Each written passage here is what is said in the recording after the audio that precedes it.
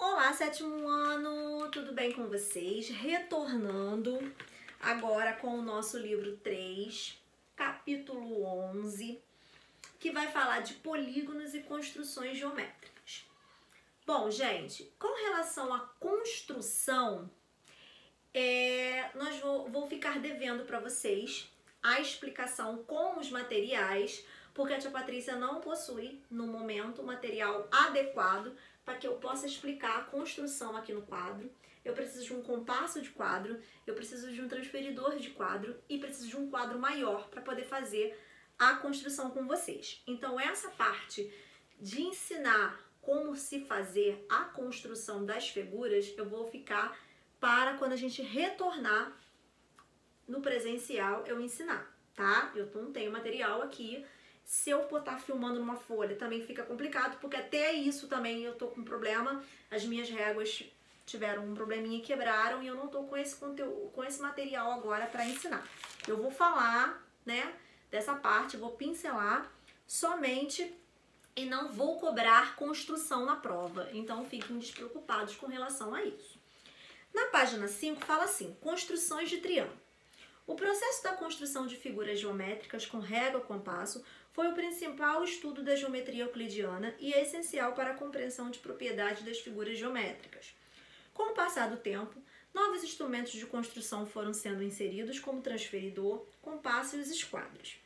Os dois tipos de esquadros são usados para traçar retas paralelas e perpendiculares, ou seja, para traçar alguns ângulos específicos. Vejam como essas ferramentas podem ser úteis na construção de triângulos com algumas medidas conhecidas. Nós temos o compasso. De um lado do compasso a gente tem a ponta seca e do outro lado a gente tem a ponta que é o grafite. Temos a régua, aí é possível escolher a medida da abertura do compasso de acordo com a régua e traçar os arcos e raios determinados. Usamos o transferidor para fazer a medida do grau que eu quero construir, para depois traçar lá nas minhas duas retas. O esquadro isósceles, que são ângulos nele tem um ângulo reto de 90 e dois ângulos de 45. E temos o esquadro escaleno, que possui um ângulo de 90, um de 60 e um de 30. Os ângulos são todos diferentes.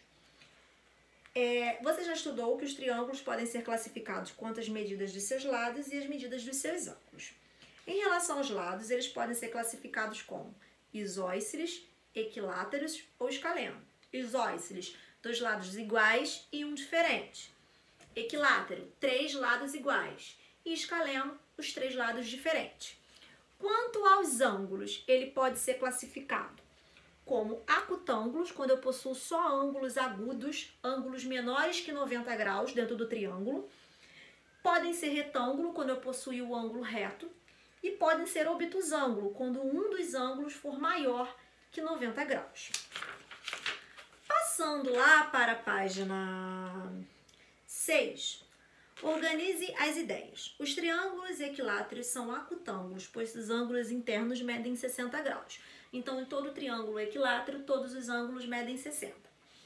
Um triângulo retângulo pode ser isósceles, quando eu possuo dois ângulos iguais, tirando o de 90, dois ângulos de 45. Ou ele pode ser escaleno, quando um ângulo mede 30 e o outro mede 60. Um triângulo obtusângulo só pode ser isósceles ou escaleno, ou seja, não pode ser um triângulo equilátero.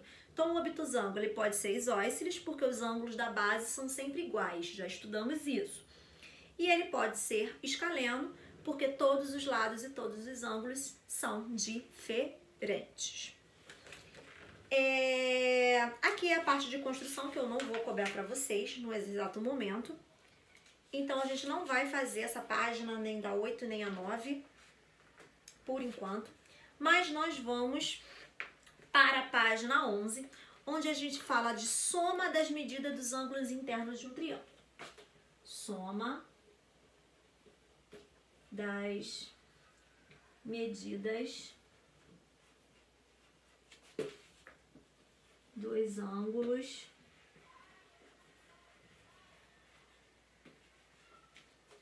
internos de um triângulo.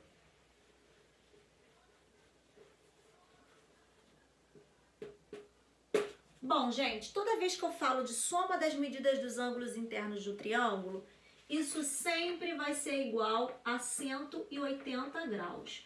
Então, dentro de um triângulo, somando todos os ângulos, eu tenho que ter 180 graus. Num quadrilátero é igual a 360, mas num triângulo é sempre igual a 180 graus. Bom, aí no livro de vocês não tem exemplo dessa parte. Eu vou colocar uns exemplos para vocês. Como que nós vamos encontrar?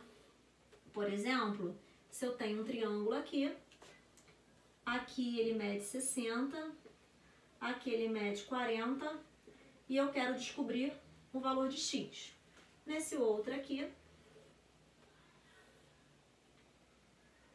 eu tenho x e o ângulo reto. Como é que a gente vai descobrir os valores ali? Nós vamos montar uma simples equação que a gente já aprendeu.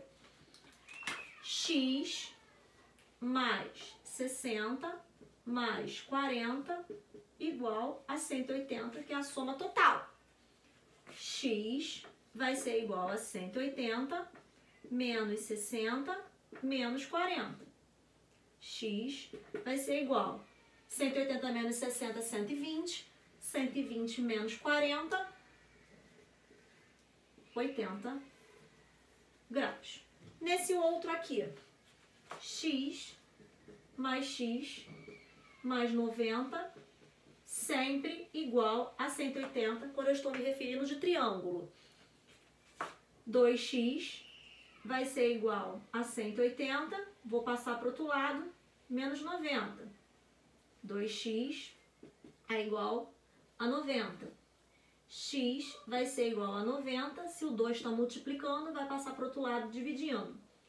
X é igual a 45 graus cada um. Então, toda vez que eu pedir para vocês acharem o valor de x dentro do triângulo, vocês vão somar tudo e vão igualar a 180, que é a soma dos ângulos internos de um triângulo. Outra coisa que nós vamos ver na aula de hoje é a condição de existência.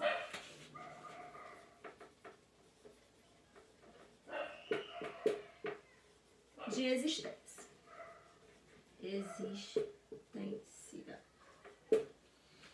Existência. Ô, Patrícia. Para um triângulo existir, a soma do maior lado tem que ser menor do que a soma dos outros dois. Então, vamos verificar com as medidas 4 centímetros, 8 centímetros e 7 centímetros. E daqui vamos verificar com as medidas de 3 centímetros, 2 centímetros e 4 centímetros. Vamos lá. O que eu falei para vocês? Para um triângulo existir, a maior medida. Quem é a maior medida? 8. 8 tem que ser menor que a soma de 4 mais 7. 8 é menor que 11, certo? Então, aqui é possível construir um triângulo. Agora, vamos lá. Vamos olhar... não, peraí, deixa eu colocar aqui, ó. Peraí. E aqui vou botar 1 centímetro. Só para poder dar diferente, para vocês verem que não é possível. Vou pegar o maior lado, 4. 4 tem que ser menor que a soma de 2 mais 1. 4 é maior que 3.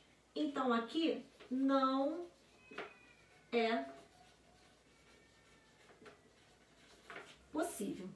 Lembrando que essa parte aqui, gente, não tem exemplo no livro, tá? Então, se vocês quiserem anotar no caderninho de vocês, para fazer os exercícios, a gente precisa dessa parte. Então, na condição de existência, para ser possível construir um triângulo, o maior lado tem que ser menor que a soma dos outros dois. Para ser possível. Aqui foi possível. 8 é menor que 11. Nesse outro aqui, o maior lado é 4 e a soma dos outros dois é 3. 4 é maior que 3. Então, não é possível construir o triângulo. De acordo com o que eu expliquei, eu vou pedir que vocês façam para mim a página 13, a página 14, página 13 e página 14. Página 13 e 14, que fala de condição de existência na 13 e 14, soma de ângulos internos de um triângulo. Beijos para vocês e até a nossa próxima aula. Fiquem com Deus.